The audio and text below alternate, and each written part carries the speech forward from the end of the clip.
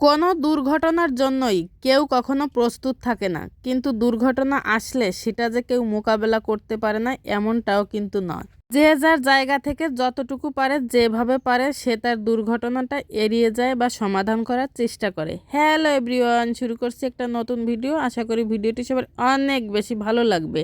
আর যদি ভালো লাগে তাহলে অবশ্যই একটা লাইক, কমেন্ট, শেয়ার দিয়ে পাশে থাকবেন। পুরো ভিডিওটা জুড়ে আছি আমি লিপি। দুই বোন মিলে এসেছি একটু মোল্লাহাট। এই যে এসেই আগে টাকা তুলছিলাম, কারণ ওই যে আমাদের এখন টাকা প্রয়োজন, আর আমরা তো এই কাজের জন্য একদমই প্রস্তুত ছিলাম না। তো টাকা তোলা শেষ, তারপরে এসেছি এই যে একটা দোকানে। হঠাৎ করে আমার মেঝো বোনের চশমাটা ভেঙে গেছে। সে আবার চশমা ছাড়া চলতে পারে না, কারণ তার মাথায় খুব বেশি যন্ত্রণা করে। তো এসে এই যে আমরা দেখছিলাম চশমা হয় কি না। ঘরে টাকা ছিল না, তাই কিছু টাকাও তুলে নিলাম। তো ওর হচ্ছে পছন্দ অনুযায়ী নিব, আর আমি এই যে পাশে দাঁড়িয়ে আছি। কিন্তু আমার বোনের তেমন কোনো চশমার ফ্রেমই পছন্দ হচ্ছিল না। তো যাই হোক, অবশেষে আমাদের হলো না, আমরা চলে এসেছি চশমার দোকান থেকে।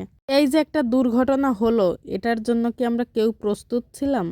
মোটেও না। তাই বলে কি বসে থাকলে হবে? কান্নাকাটি করলে কোনো কিছুর সমাধান হবে? আসতে হবে, দেখতে হবে, না হলে অন্য বিকল্প পথ দেখতে হবে।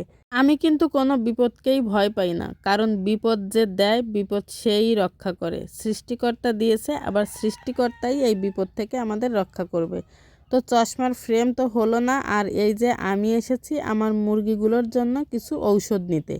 কিন্তু আসার পর যে পরিমাণ ভিড়, এসে অনেকক্ষণ দাঁড়িয়ে রয়েছি। তারপর লোকজন চলে গেলে আমি দোকানদারের সঙ্গে কথা বলবো। দোকানে আসার পর জানতে পারলাম লোকটা হচ্ছে পশু ডাক্তার। তো যাই হোক, এই দোকানে এসে আমার অনেকটা লাভ হয়েছে। তারপরে এসেছি স্বপ্নতে, বাড়ির জন্য টুকটাক কিছু কেনাকাটা করব। কিন্তু এই জায়গা আসলে আমার একটা জিনিস খুবই খারাপ লাগে, ভিডিও করতে দেয় না।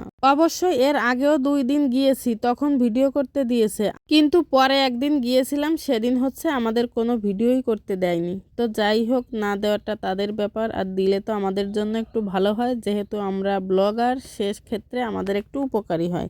আমাদের কেনাকাটা করা শেষ, আমার বোন হচ্ছে ঘুরে ঘুরে দেখছিল, আর আমি এই পাশে এই যে টাকাটা পরিশোধ করছিলাম।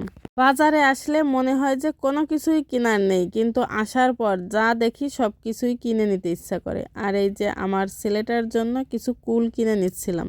ইদানিং না আমি কুল একদমই খেতে পারছি না, খেলে প্রচুর গ্যাসের সমস্যা হয়।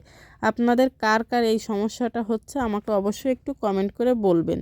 তবে এর আগে কিন্তু আমার এমন সমস্যা ছিল না, এই বছরই প্রথম দেখছি। তো পরই কিনে আমরা বাড়ি চলে আসলাম, আর ভিডিওটাও এখানে শেষ করলাম। ধন্যবাদ সবাইকে, টাটা।